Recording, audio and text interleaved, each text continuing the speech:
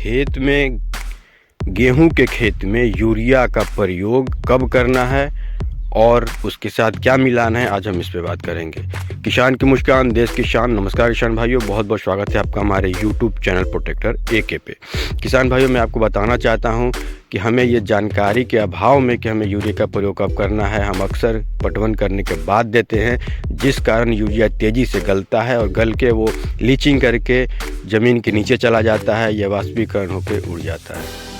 इसलिए हमें ये जानना होगा कि हमारी मिट्टी कौन सी है। अगर हमारी मिट्टी में जल धारण क्षमता ज़्यादा है, यानी कि पटवन करने के बाद आपके खेत में अगर खेत में पानी लगा रह जाता है तो उसकी जल धारण क्षमता ज़्यादा है।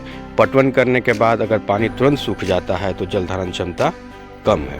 तो अब अगर आपके खेत की जल धारण क्षमता ज़्यादा है तो आपको पटवन करने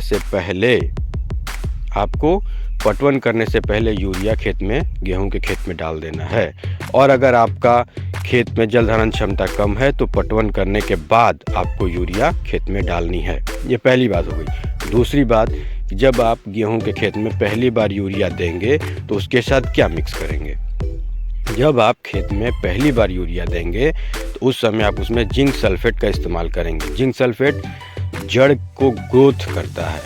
नमी से, पानी खेत में लगने से कुछ जड़ें मरने लगती हैं, डिस्ट्रॉय होने लगती हैं, उनमें नीमाटोड नाम की बीमारी लगती है, जिसे आप जड़ गलन के नाम से जानते हैं। उनको बचाने में भी जिंक सल्फेट का सहयोग होता है, जिसके कारण कि आपके कल्ले ज़्यादा फूटेंगे। कल्ले ज़्यादा फूटेंगे तो दाने ज़्यादा लगेंगे, दाने ज़्यादा लगेंगे तो आपका उत्पादन अच्छा होगा।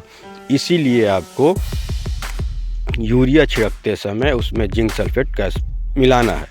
कितना मिलाना है तो 10 kg प्रति एकड़ के हिसाब से, और उसमें 21% जिंक सल्फेट होना चाहिए। इस बात का आप ध्यान रखेंगे।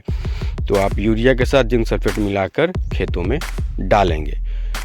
ये डालने के बावजूद भी अगर आप 20 दिन बाद जब दूसरा पटवन करने जाते हैं और उस समय भी आपको लगता है कि खेत में ग्रोथ नहीं है, पौधे नीचे की पत्तियां पीली हैं, उस समय आपको सल्फ़र का उपयोग करना पड़ेगा। यानी कि आपके खेत में सूक्ष्म पोषक तत्व सल्फ़र होता है, उसकी कमी है।